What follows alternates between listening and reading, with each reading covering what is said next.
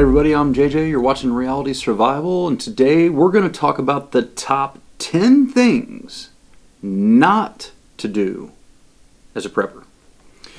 And before I do that though, I want to let you know that you could get in on a pretty sweet giveaway of this SE6 Survival and Bushcraft knife. This is one of the top 3 to 5 bushcraft knives out there, in my opinion, that kind of handles it all, kind of the one knife do it all kind of thing.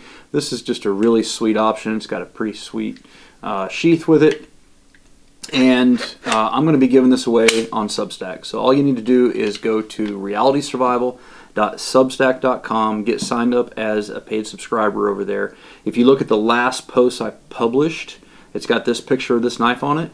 Go on there, and it will give you a link for a 33% discount on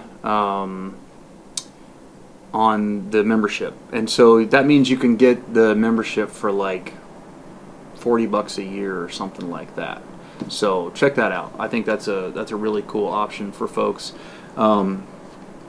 We're also coming out with an app that's going to be on the iPhone store and the Google store. So if you got Android or Apple, you'll be able to get our app. So keep an eye out for that once it releases. We're still working out the kinks and everything on it, but it's coming before too long.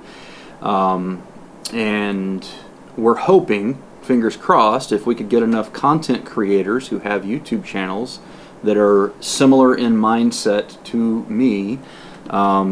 Sort of that not, no fear porn kind of, mindset, just, prepping for everyday normal folks, that kind of thing.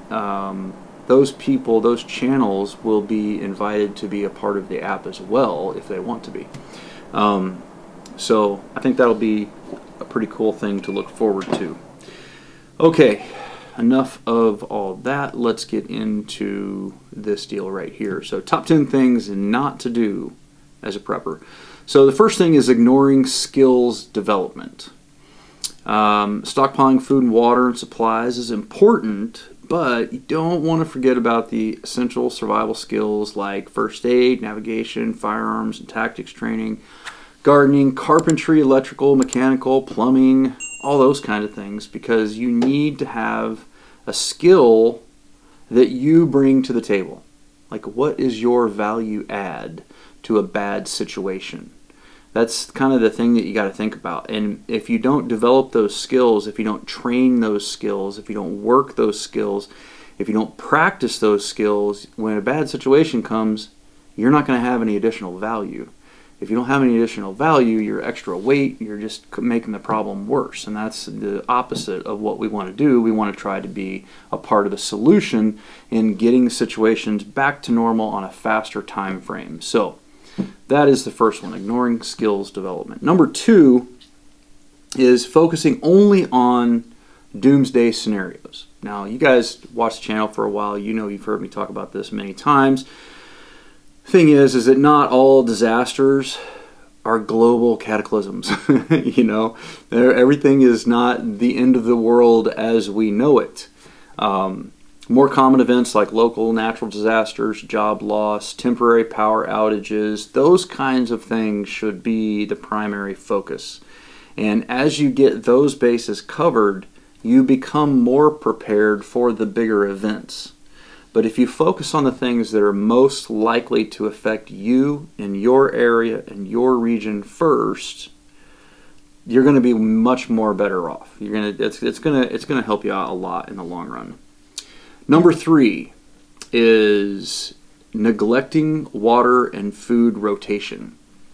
So even though a lot of foods have a long shelf life, and if they're just because it says it's got a 25-year shelf life, if it's not stored properly, then that shelf life is shortened. So it's really important to make sure that you keep a cool, dark, and dry environment for all of your long-term food storage, anything that you have. Basements are pretty ideal as long as the basement is dry, as long as it's not really damp and everything down there. Also with canned goods, make sure that you're rotating your stock and checking for spoilage regularly. And with water, You want to make sure that you check for mold and mildew growth within the water containers at least a couple times per year. Water itself never expires because you can always make it drinkable again, by purifying it or filtering it or adding chemicals or whatever. You can always use water, but the containers can grow a lot of stuff in them, a lot of nasty stuff in them. That will cause you to get sick. So you want to make sure you keep those water containers clean.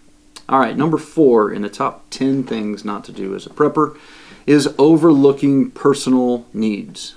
You want to make sure to stock up on over-the-counter and prescription medications, prescription glasses, specific dietary needs, personal hygiene items, toiletries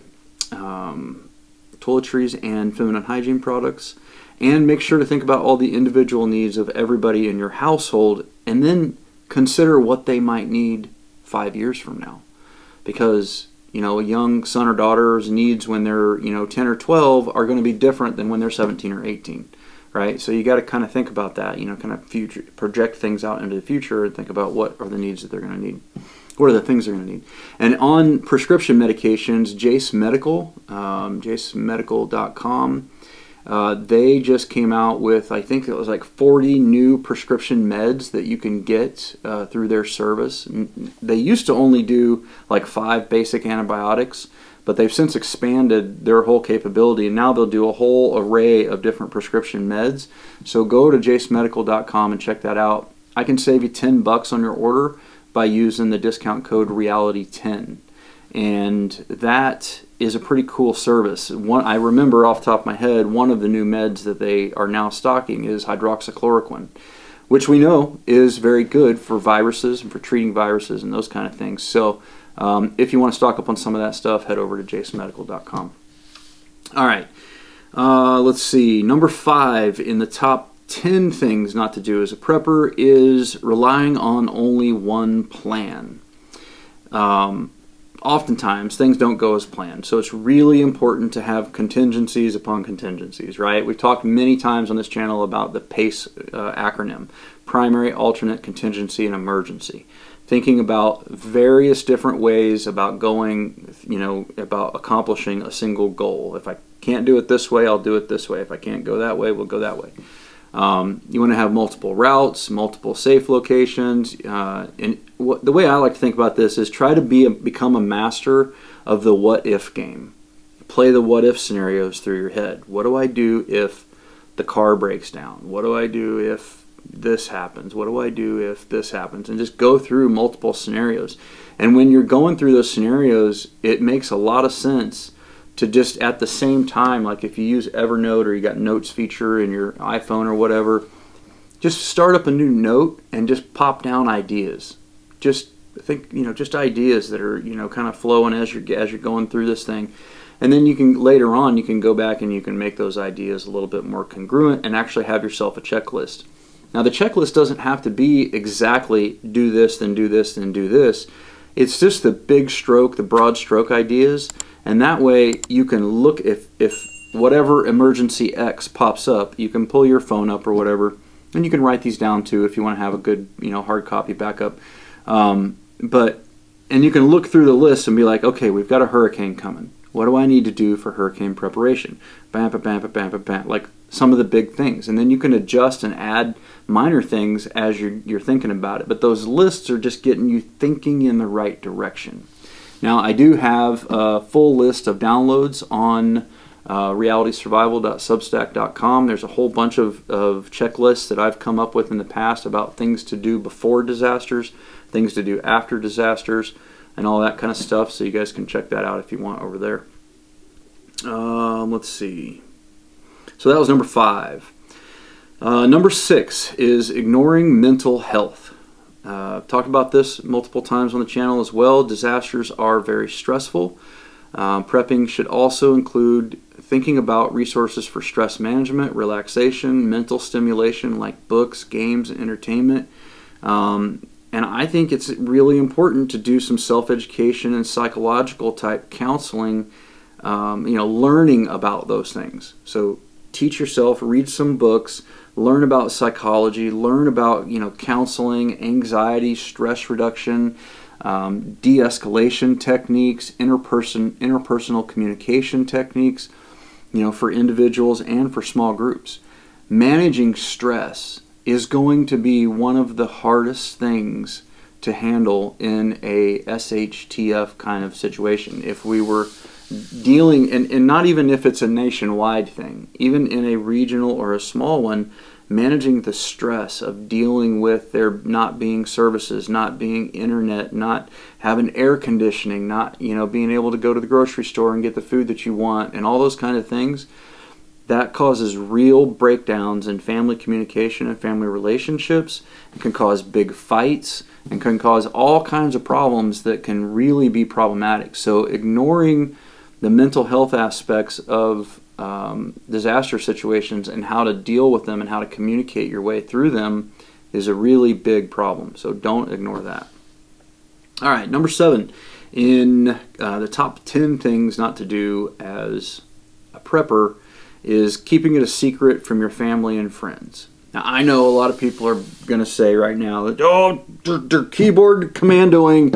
You have to, OPSEC is king. You can never tell anybody, blah, blah, blah, blah, blah, blah, blah. That's not right. That's really not. Those people in your household and your close family, friends, they need to understand the basics of prepping, and they should know what what you are wanting them to bring to the table, right? So your inner circle of trust, they should understand, A, that you're a prepper, B, that you're prepping for them also, but you would like their help in that endeavor. And when people have expectations placed upon them and they understand the reasons for that, they usually try to step up to the plate and to get more into it. The thing is that you have to be strategic and you have to be smart about how you bring them in, and you don't just want to start talking about end of the world scenarios, but you can talk about COVID. You can talk about supply chain shortages that are real, that are ongoing. You can talk about the government's response and how they handled COVID and how are they going to handle the next one. And there's so many examples of things that you can talk about with people to get them on board with the idea of prepping now, that you don't have to go to the end of the world scenarios, And it's not like I'm saying that they need to know every detail and every single thing about your preps and how much you have and all that kind of stuff. But you do want to talk about it with the people that are inside your circle of trust. Now, the people who are not inside that circle, no, the OPSEC, you gotta keep them out. Operation security, you don't want them necessarily knowing. But your close family and your close friends, you really should be trying to get them to understand the reasons that you believe it's important. I think it's just a basic responsibility of citizenship in our country. You should be able to take care of yourself in a time of disaster. That's one of the things that I think is it's why everybody should be a prepper. It's just a responsible thing to do so that I don't have to rely on the government, and the government can help other people who are less fortunate than me and not able to do so. But I think it's important not to keep things a secret from your family and friends, from your inner circle. Okay, the next one, number 8 in the top 10 things not to do as a prepper is spend beyond your means. Don't go into debt for prepping. Don't do it. Don't do it. Don't spend your savings account. Don't put stuff on credit cards. Don't go into debt for prepping.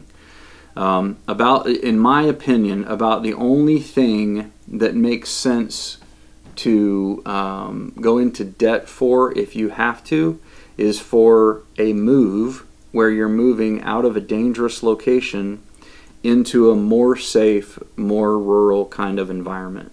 And that's only because most people don't have enough money to be able to purchase a house without a mortgage, right? But does it make sense to sell your house and get out of the city and all that kind of stuff? Absolutely. And I think one of the things to think about on the last one we just talked about on number 7 is that if your family and friends and your close circle, your neighbors and that kind of thing, if they're not the quality of people that you want them to be, think about moving. Okay, So don't spend beyond your means. I think Dave Ramsey's plan is a great plan. I've talked to you guys about it multiple times. It's worked for me to get me out of debt multiple times because I've struggled with having credit card debt and all that kind of stuff many times. We're finally to where we don't have those struggles anymore, but it's a good plan. So check that out. Okay. Number 9 is not testing your gear. It's not enough to have your gear. You got to know how to use it. And you got to field test it, because a lot of stuff that you think might be great, the great shiny widget that you saw a guy on YouTube talking about, and then you go out and try to use it and you're like, this thing sucks. That's a real thing. And I've talked to you guys before about the 4 pillars of disaster preparedness: knowledge, experience, equipment, and conditioning. You got to have the experience with the equipment. That's part of those pillars of prepping. So get out there and use the equipment that you purchase. Make sure that you really, put it to the test and you understand how to use it and all that. That's so important. Number 10 is forgetting about community. Now this one's sort of a little bit like number 7 earlier. They're interrelated, but I think they're different. In the most likely scenarios, having a trusted network of neighbors and friends can be one of your most important resources. And this has been shown through in so many regional disasters and places where storms come through, tornadoes come through, hurricanes come through, or whatever. The people around you are the guys who are out there helping you clean up and all that kind of stuff most of the time. And you want to know those people. So don't isolate yourself or forget about the value of having community in your plans. A prepping group is a prepping group that is more than 5 miles away from you isn't really a prepping group, because the people that you'll be relying on are the people who live within a mile or 2 of your house. The people who are close, your close by neighbors. Those are going to be the people who are actually there for the most part. Now you have organizations that come in and help, like Jase Medical and Grindstone Ministries and stuff like that. There's lots of other NGOs around that do that. Some of those people can come inside, but the vast majority of the cleanup and the work and the effort all gets done by people who are local, right? So you got to get to know your neighbors. You got to spend time with getting to know your neighbors. And like I mentioned earlier, if you have neighbors that you just can't get to know, that for whatever reason they're not of the quality of people that you want, then your first order of priority should be moving to a neighborhood or to a place where your neighbors will be of that quality. That's the most important prep for you, is to get out of that bad situation and get into a good one. Your life will be so much better, trust me. I've moved 10 times in the last 23 years, 9 or 10 times. And so I know what it's like to move. I know what the hassle is to move, and I know what it's like to move into a bad area and then what it's like to live in a good area. Because there's been some assignments I've had that I've been forced to live in places I didn't want to live, and I had the neighbors that I didn't want to have, but I had to, because that was the only house that I could get, or whatever the case may be. And I can't describe to you how much of a burden is lifted off of your shoulders when you live in a place where the people who are around you are like-minded. I'm extremely lucky where I'm at right now. And I'm not nervous when I go to bed at night. I don't have to worry about somebody breaking in. Those kind of things just generally don't happen where we're at.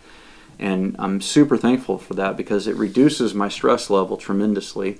And it also warms my heart as I get to know my other neighbors and all the people around me and everything like that. And we're so simpatico on everything. It's really, really a great feeling. So I would urge those of you who live in an area that you're not happy with to put fixing that situation, one way or the other, at the top of your priority list. Either fixing it by getting to know your neighbors and educating them and helping them get on board, or if that won't work, moving and getting someplace that is better. And generally speaking, that's going to be further outside of the city limits for most people. So anyhow, those have been my top 10 recommendations of things not to do as a prepper. Let me know what you guys think your top 10 recommendations are. Put them down in the description below, or in the comments below, so everybody else can benefit from them. And thank you for watching. Don't forget to live the 6 Ps. Proper prior preparation prevents poor performance. Stay safe. We'll see you on another video here shortly.